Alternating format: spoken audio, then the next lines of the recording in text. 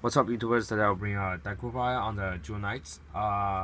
Since ban list came out, Swordsman was banned from all Royal Paladin except Jewel Knights, so I figured I will do a deck profile on it. Starting Vanguard, we still play Tiffany.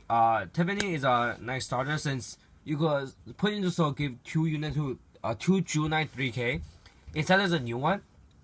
The new one will take up a space because you can never put in a soul and stay unless you want to call a great one. You have to retire it. This gives you a free place and it gains 6k total to a column if you put it in a column. Next we have grade 3. I play 3 actually reverse.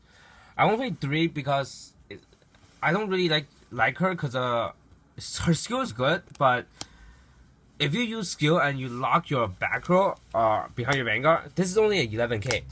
If you're playing like playing Ripple, they stay on grade 2. I mean, this is okay, because you could sack one and you gain one, so which is pretty nice.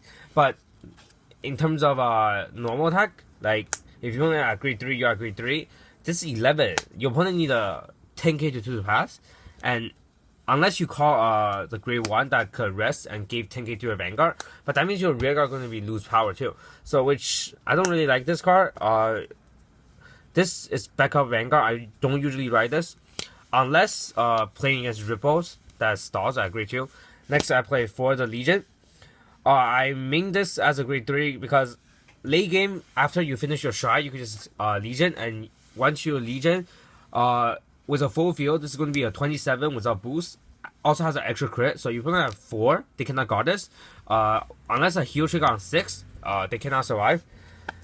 Moving on to grade 2, we have main card of the deck, 4 Swordsman. Key card, counterblast 1 with Jewel Knight in his name, superior card, grade 1 with lower Jewel Knight. So it makes a 16 column or attacker for you. Then we play 3 of the new one. Skill similar to Swordsman is when this attack hits, if you have 3 or more Jewel Knight rearguard, you could soul blast 1, call a grade 1. So basically you just do this, write something, call Swordsman. Swordsman skill called grade 1. Let's say Shali. You call this here, and then you call this. The swing for 16. Since you're also gonna have the starter, so the swing for 16 skill hits, soul blast 1. You could call another grade 1 behind Swordsman, which give you another column, which is good. Then we play 3 12k attacker. Plan to play this Jewel Knight. And since you have a full field usually, so this 12k is really easy to make. Then I play 2 of this. This card is really good on 2 condition. One condition is if your opponent crit you at grade 1, or you go first, and your opponent no, or you could go you go second, and your opponent hits you with grade 2 damage. You could ride this skill soul blast 1, call Swordsman skill, since got 2 counterblast, you could call another one, which give you a riding grade 2, give you a column, so it's pretty free. Then moving on to grade 1, we have 4 provincial. Jewel Knight name, you could play the unflipper, but you really want the as a name, so this way your Swordsman guarantee activate. Then 2 cat. I only play 2 because you could search it up with a lot of stuff, so there's no point playing more than 2. If you're playing against Kagero, I mean, you're striding anyway, so it won't really matters. Then 2 of this. Attacker early in the game, you could do this. Skill, you can basically just call this. This skill, Swordsman skill, call that, you call this from hand. Since you always have a starter on the board, this gives you a 10k attack on this column, 13 attack on Vanguard, and 16 on rearguard. If you didn't ride this, you ride Tiffany is fine as well. This gives you a 10, 14, 16. It's a lot number, which is pretty nice. Then we play 3 of this. I played 3 because I feel this is really good compared to Shadi and the cat.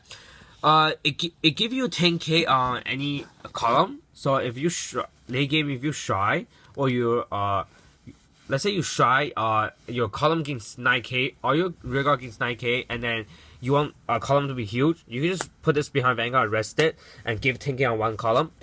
Also, you could do this is that you have Ashley as Vanguard. You could just let's say you have a column and rear over here like this. You can just, let's say a grade 1. Usually it will be a grade 1 because your skill you're calling, even though you are calling anything, you usually want to call grade 2.